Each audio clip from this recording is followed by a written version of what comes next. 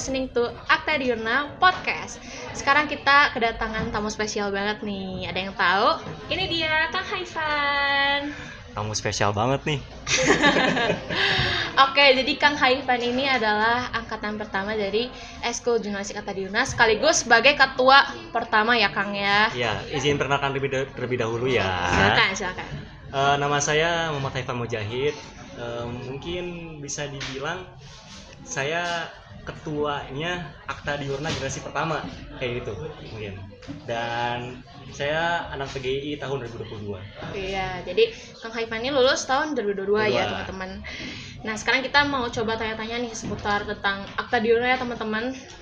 Oke, pertanyaan pertama nih, latar belakang Akang bikin ekskul Akta Diurna itu apa sih? Soalnya kan kayak jarang banget nih ada siswa yang tiba-tiba ingin bikin ekskul gitu. Keidean dari mana sih gitu?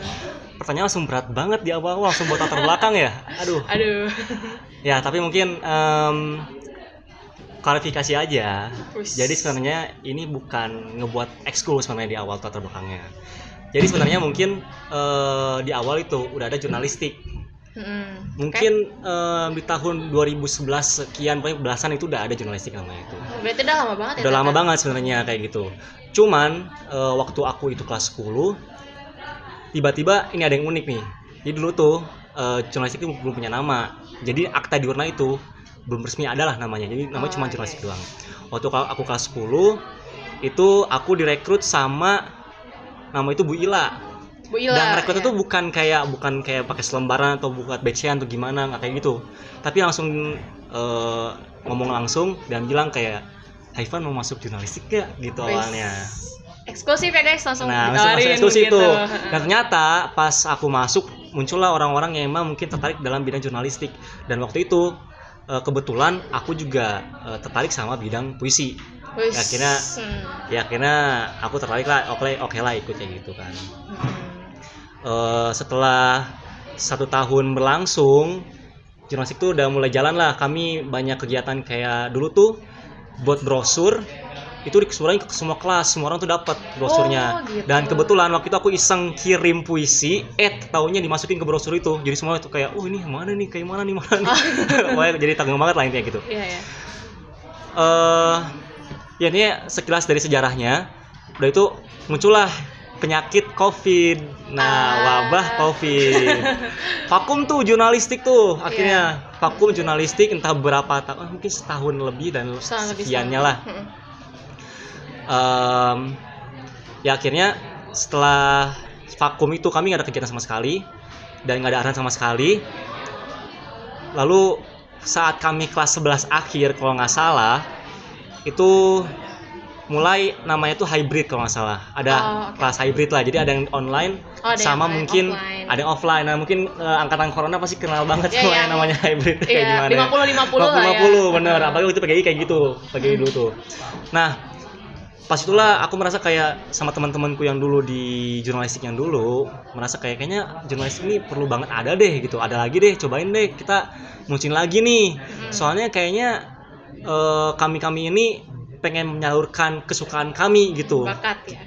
Lebih tepatnya kesukaan lah ya. Mungkin bakat belum tahu, tapi kesukaan di jurnalistik lah. Akhirnya kami di kelas 11 akhir kumpul lah sama anak-anak jurnalistik angkatan 2022 waktu itu. Kami kumpul dan ya kumpulnya mungkin cuma sekitar 5 atau 4 orang, nggak banyak orang waktu itu, cuma kayak sedikit doang lah intinya. Kami kumpul terus kami ngomong kayaknya ini kita harus mulai muncul lagi jurnalistik gitu. Tapi kita harus punya nama nih, sama harus punya logo, mau kayak gimana gitu kan. Supaya bisa dikenal sama orang-orang. Betul, gitu supaya bisa dikenal sama orang-orang. Dan ditambah juga kan kami pengen pas di kelas 12-nya itu posisi aku lagi kelas 11 akhir.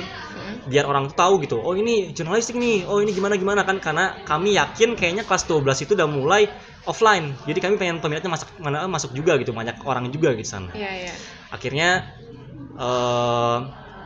dari situlah kami berunding sama adik kelas juga waktu dia kelas 10 berarti angkatan 2023 berarti ya kalau nggak salah, 2023. Beberapa orang doang waktu itu kelas 10 cuman sedikit orang. Karena aku waktu itu ngerekrut orang itu nggak pakai brosur selembaran nggak gitu, nggak. Langsung dipanggil gitu. Langsung kayak, ini aku tahu, ini orang suka puisi nih ya. Aku langsung kayak, rangkul dia terus kayak masuk jurnalistik ya.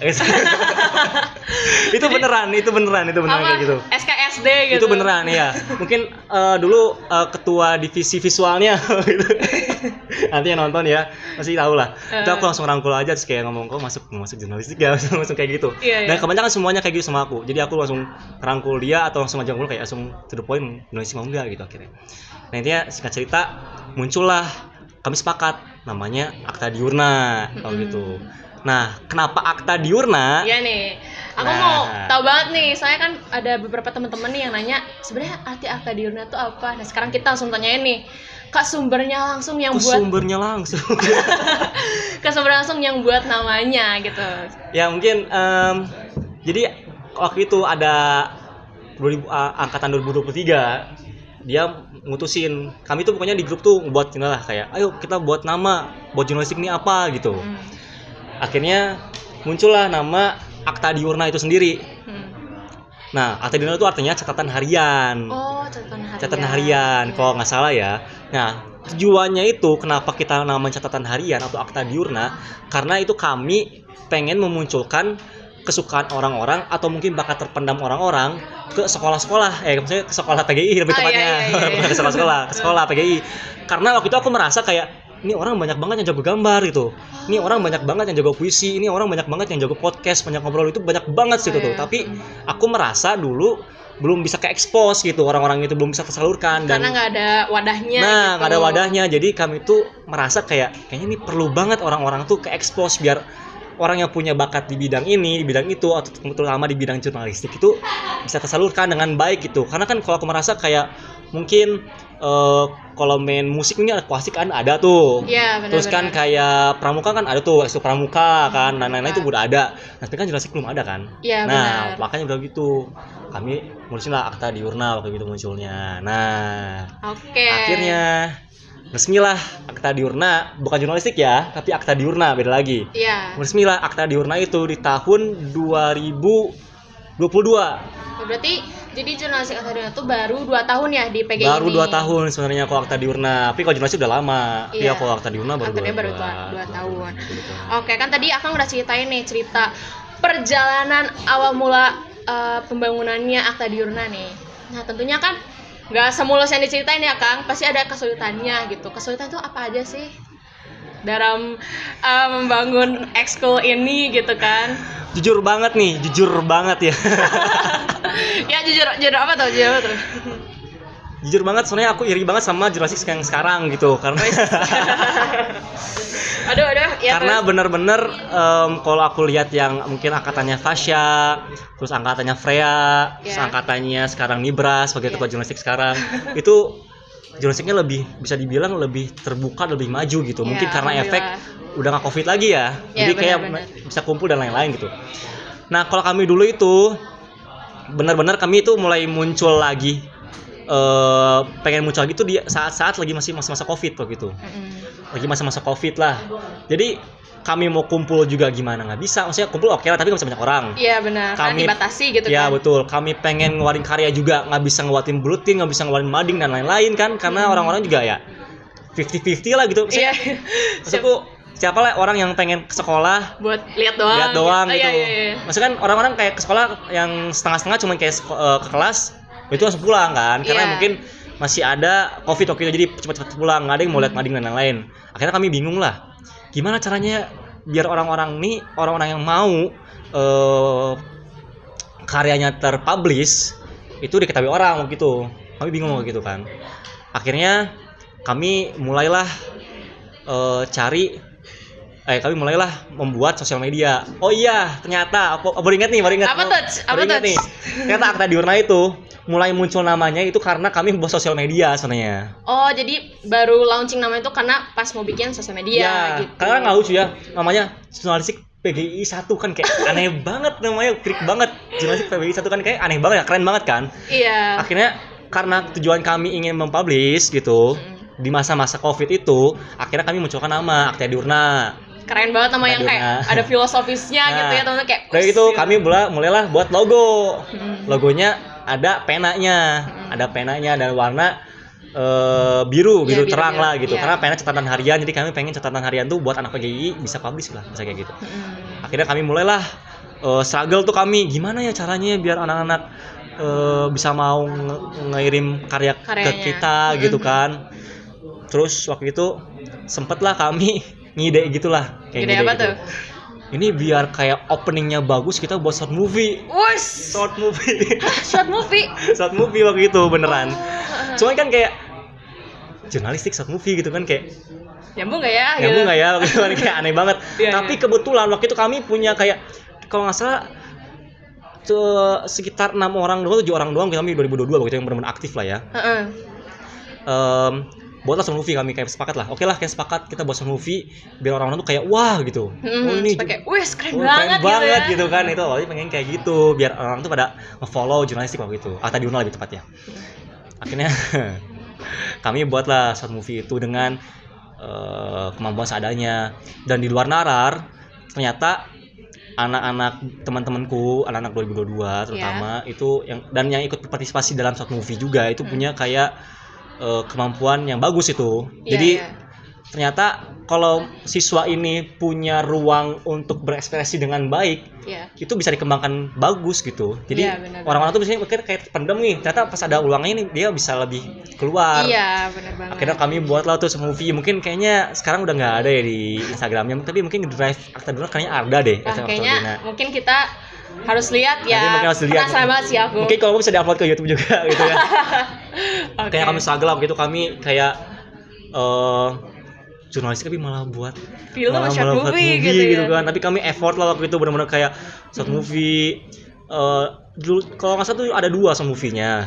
Yang pertama tuh namanya Matilda, kalau nggak salah Matilda namanya. Itu tentang apa ya? Pokoknya praktik penyimpangan dalam pemerintahan lah kayak gitulah. Wah, berat juga ya. Atau aku lupa namanya apa atau namanya, karena emang suka sastra, karena emang suka menggambar, karena emang suka desain, karena emang suka berbicara lewat komunikasi seperti podcast ini, karena kami suka kayak gitu. Makanya kami tuh pengen mengembangkan Akta Diurnal ini gitu. Ya walaupun sepi awalnya sepi gitu. Iya. Itulah pokoknya struggle pertama tuh itulah. Pokoknya Covid nih kayak cara ngumpulinnya itu gimana, bingung banget, gak bohong. Benar-benar bingung banget lah. Iya, bener banget. Jadi Covid juga ya sangat berdampak banget ya bagi dunia gitu.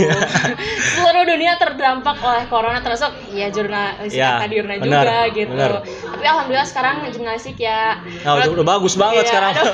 Alhamdulillah. Nah, terus akhirnya yang kedua nih,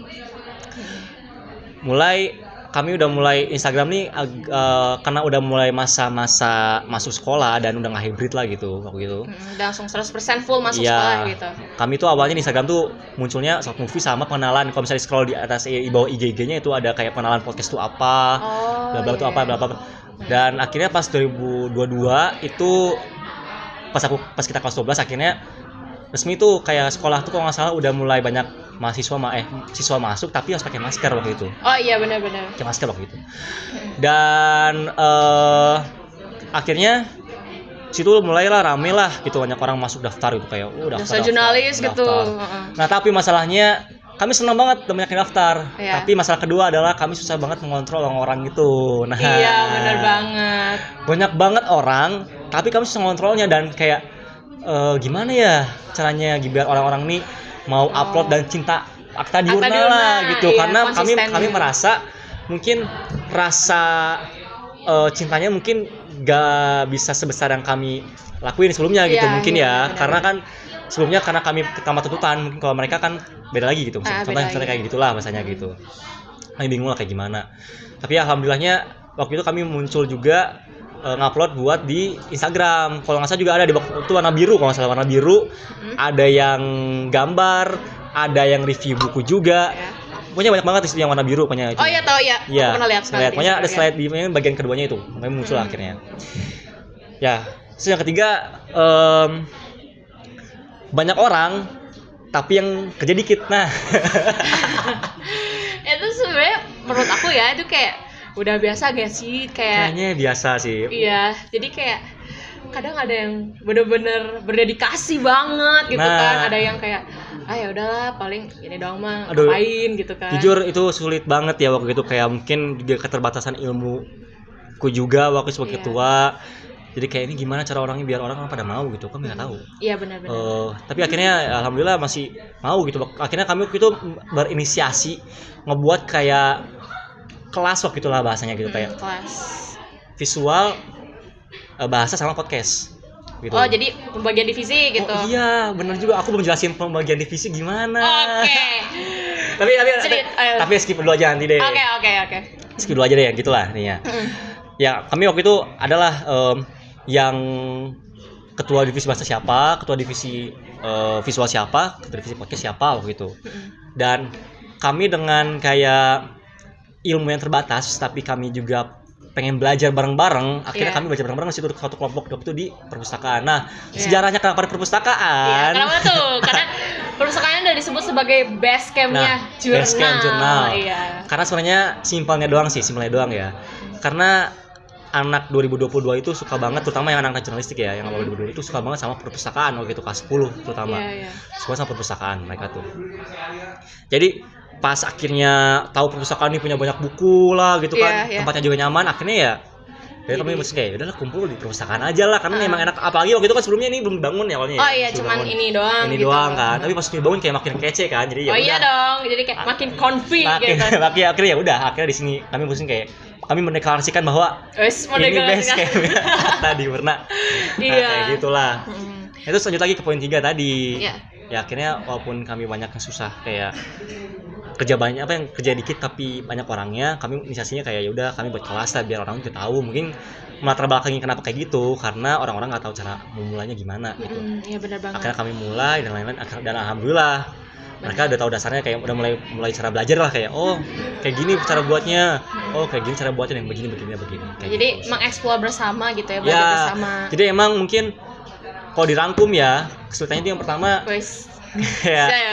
ya kami harus mulai dari awal lagi bahasanya. Kami bangkit dari COVID lagi gitu. Bangkit dari COVID, akhirnya kami harus mengumpulkan massa, kami harus mengumpulkan ide-ide juga, kami harus mengumpulkan juga berbagai macam aspek, dan terutama juga kami harus bisa memanage orang-orang yang di dalam Akta Diurna itu, karena kan kasihan juga ya, udah niat masuk nih tapi ternyata malah diabain, kan kasihan banget. Iya bener banget. Jadi ya karena kita udah ngasih tempat, kita juga harus membimbing mereka gitu kan. Bener. Terus mau lanjut nggak tentang 3 divisi itu? Ada, boleh dong. Ini teman-teman pasti penasaran banget ya. Jadi di jurnal tuh ada 3 divisi nih teman-teman. Ada divisi visual, divisi bahasa, dan juga divisi podcast. Betul. Jadi sebenarnya simpelnya kenapa 3 divisi? Waktu itu jurnalistik di kelas 10 saya, atau aku lah ya, pakai saya gitu, banget. Boleh. Kelas 10 aku itu awalnya nggak ada 3 divisi waktu itu. Jadi apa? Ya udah, umum aja. Yang mau buat puisi siapa, yang mau gambar siapa, yang mau desain, gitu. Ya kayak gitu siapa mau aja gitu. Tapi kami merasa kayak ini kalau kami ingin menyalurkan bakat gitu ya, kami ingin menjalankan kesukaan, kayaknya kami perlu mengkelompokkan lah biar terfokus gitu, biar bagus gitu kan. Akhirnya aku mutusin lah, yaudah deh 3 divisi deh, visual. Rencananya visual tuh megang gambar, sama megang desain-desainan lah, desain grafis gitu. Iya. Kedua bahasa, nih ngomongin kayak puisi, sastra gitu. Ya, cerpen, review buku, apapun yang mengenai bahasa lah, ini kayak gitu. Iya benar-benar. Podcast saya kayak gini nih, ngobrol, public speaking gitu. Kayak gini. Oh ya guys, disclaimer, sebenarnya sekarang tuh divisi visual tuh nggak cuma fokus sama gambar loh, fokusnya kayak ya bagian pengeditan gitu ya, bagian tim lapangan, dokumentasi gitu teman-teman. Jadi bukan cuma desain doang. Iya, ini kan kita teman-teman, ini sebenarnya di belakang kamera tuh ada teman-teman yang bantu kita. Ini tuh dari teman-teman divisi visual, dan juga terima kasih ya ini dari Ekskul Desain Fotografi yang sudah membantu ya. Terima kasih desain fotografi. Oke, silakan dilanjut divisi. Ya, akhirnya muncullah 3 divisi itulah, ya udah biar kami tuh biar tersalurkan aja ini ya, biar terkelompokkan, terfokuskan gitu. Jadi tahu passionnya masing-masing gitu ya, jadi nggak cuma umum aja gitu. Nah, itu yang paling penting sih, kami tuh pengennya kayak gitu sebenarnya namanya. Oke nih, yang terakhir ya Kang, harapan Akang nih buat Ekskul Akta Diurna, kan Akang udah ngebangun banget teman-teman Akang tentunya kan. pasti tentu ada harapan buat kedepannya, semoga jalan segini kayak gini gitu. Ya sebenarnya kalau harapanku banyak banget ya tentang Akta Diurna ini gitu. Dari awal dia muncul sampai akhirnya tahun 2024 dia masih berjalan. Yang pertama aku harapin ya terus inilah berjaya lah gitu, terus ya, berjaya. Amin. Berjaya. Berjaya. Sampai orang-orang tuh kayak tahu nih, oh ini anak Akta Diurna gitu kan. Soalnya dulu tuh nggak tahu, orang belum tahu orang tuh. Iya benar-benar. Kayak oh ini anak Akta Diurna. Maksudnya kalau dulu taunya kayak oh ini anak OSIS, oh ini anak Orisma gitu kan. Oh iya, belum ada kayak labelnya gitu. Iya, belum ada labelnya. Kalau sekarang kan kayak aku berharapnya kayak udah tahu nih ini Akta Diurna gitu, ini jurnalistik PGI gitu. Pertama itu tetap jaya lah. Yang kedua, aku berharap semoga anak-anak salurkan bakatnya gitu, terserah kesukaannya amin. gitu. Karena aku yakin banget di PGI ini, walaupun ada yang milih Saintek, ada yang milih Sosum, dan mungkin katanya rumornya tahun depan tuh bakal dihilangin katanya ya, tapi belum tahu ya. Iya. Tapi aku yakin walaupun mereka pilihnya kelasnya kayak gitu, aku yakin di hati mereka atau di kesukaan mereka tuh pasti ada suka juga yang hal-hal di lain Saintek dan Sosum itu. Aku yakin banget. Terutama ya bahasa, podcast, dan visual, aku yakin banget. Nah, semoga dengan adanya Akta Diurna ini, kesukaan mereka dan bakat-bakat mereka tuh bisa tersalurkan gitu. Ya, amin. Bisa publish juga gitu kan. Dan yang ketiga, semoga Akta Diurna bisa terus berinovasi lah gitu ya. Ya, amin. Jujur semoga bisa terkenal di luar juga. Iya, benar-benar. Tapi ya itu harapanku juga sih, harapanku. Iya sih. Gitu. Kita juga sama-sama berproses ya teman-teman tentunya gitu. Aduh, makasih banget ya Kang ngobrol-ngobrolnya. Aduh, ini seru banget deh obrolannya, kayak mulai dari pembangunan Akta Diurna, terus cerita-cerita orang-orang belakang, orang terdahulu maksudnya, terdahulu. Orang terdahulu. Ya, orang-orang yang membangun Akta Diurna ini sungguh-sungguh cerita yang memotivasi gak tuh? Ya aku harap bagi siapapun yang nonton di video ini atau teman-teman yang mendengarkan podcast ini, Akta Diurna tuh dibuatnya penuh cinta ya, bener lah ya, penuh cinta real. Kami waktu itu kayak ngebela-belain lah pergi ke sekolah walaupun masih covid waktu itu, pergi sekolah ke PGI buat merunding tentang ini, dan kami nge-zoom waktu itu, kami sering nge-zoom ngomongin tentang Akta Diurna kayak gimana, mau arahnya mau kayak gimana, konsepnya mau gimana. Kami sering nge-zoom malam-malam ngomongin itu. Kami juga sering nge-zoom kayak ngobrolin gimana nih anak-anak dan lain-lain gitu. Kami sering banget lah ngomong kayak gitu. Jadi memang untuk Akta Diurna kedepannya semoga tetap semangat ya, semangat kedepannya. Karena Akta Diurna ini yang kami pengenin banget ya, itu jadi rumah buat kalian gitu. Jadi rumah sih rumah banget. Comfort zone ya. Comfort zone, nah bahasa Jawa. Bahasa gaulnya comfort zone-nya gitu. Pengennya kayak gitu ya. Jadi tempat yang selain menyalurkan bakat ya, tempat kalian untuk apa ya namanya? Bener. Ya tempat kayak ya udah nongkrong aja gitu. Selain nongkrong, tapi kalian juga bisa menyalurkan bakat kalian gitu di sini. Benar. Jadi gitu. Kami kayak udah waktu itu kayak jurnal waktu itu. Kami tetap ke perpustakaan, kami tetap ngobrol, kami tetap kayak diskusi. Pokoknya jadi kayak tempat ya seakan-akan nih perpustakaan jadi rumah gitu. Solid lah ya, solid gitu. Gitu makanya. Jadi emang mantep banget. Aduh, aku cukup tersentuh ya dengar ceritanya pembangunan Akta Diurna dengan penuh cinta nih teman-teman Akta. Ya, alhamdulillah. Semoga teman-teman sekalian yang menonton video ini lebih kenal lagi dengan jurnal setelah dengar cerita dari Kang Haifan sebagai ketua pertama dari jurnalistik Akta Diurna ini. Oke, terima kasih Kang Haifan sudah bisa kita ngobrol-ngobrol nih tentang Akta Diurna terutama. Sama-sama. Makasih banget teman-teman. Oke, kalau gitu podcast hari ini sampai di sini. Jangan lupa subscribe dan like YouTube kita. Oke, dadah.